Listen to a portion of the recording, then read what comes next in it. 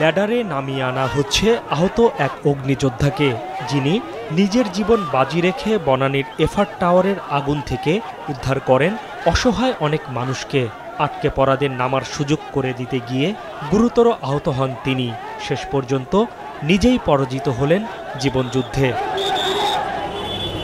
বলছি ফায়ারম্যান সোহেল রানার কথা, যার আত্মত্যাগ ও বীরত্বে গর্বিত তার পরিবার ও গোটা দেশ। আমার ভাই দেশের জন্য প্রাণ দিয়েছেন। দেশের জন্য যে ব্যক্তি প্রাণ দেয় উনি শহীদ হয়ে থাকেন। আমার ভাইকে আমি শহীদের মর্যাদা পাবে যেন দেখতে পারি। আমাদের একজন যেমন যোগ্য সহকর্মীকে হারালাম, আমি মনে করি বাংলাদেশও একজন যোগ্য ফায়ার ফাইটার, একজন রেস্কিউয়ারকে হারালো।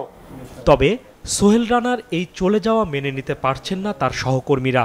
রাজধানীর কুর্মিটোলা ফায়ার স্টেশনের মেসের আলমারিতে এখনও ঝুলছে সোহেলের পোশাক, যেটি পরে শেষ দিন পর্যন্ত ডিউটি করেছেন তিনি, যা আর কখনোই পরা হবে না সোহেলের। যে কোনো কাজে প্রচুর আগ্রহ থাকতো, সেটা সেখানে যদি তার বিপদ হইতো তারপরেও সে অনেক আগ্রহ নিয়ে যে কোনো কাজ করতো, যেটা আমরা অনেকে ভয় পাইতাম। একটা মানুষের মৃত্যু 50-এর উপরে যখন বয়সে, তখন মৃত্যু হলে একটা নিজের সান্ত্বনা পাওয়া যায় আর কি। কিন্তু অকালে মৃত্যুটা হলে আমরা কেউ মেনে নিতে পারতেছি না আর কি। আপনার সাথে কথা বলতেছি কিন্তু আমি আবেগ সেটা আর কথাই বলতে পারতেছি না এখন, এরকম আমার একটাই লাগতেছে। অকুতোভয় আগুন সৈনিক সোহেলের প্রথম নামাজের জানাজা সকালে ফায়ার সার্ভিসের সদর দপ্তরে অনুষ্ঠিত হয়। তাতে যোগ দেন স্বরাষ্ট্রমন্ত্রীও।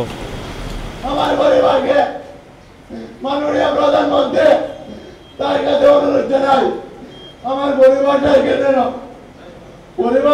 যেন তিনি নিজের চোখে দিয়ে দৃষ্টি সহকারে দেখেন। সে একজন উপার্জনক্ষম ছিল।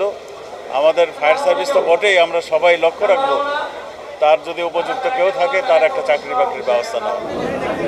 পরে কিশোরগঞ্জের ইটনায় দাফনের উদ্দেশ্যে নিয়ে যাওয়া হয় বীর সোহেল রানাকে। হাসনাইন তানভীর, মাছরাঙা সংবাদ, ঢাকা।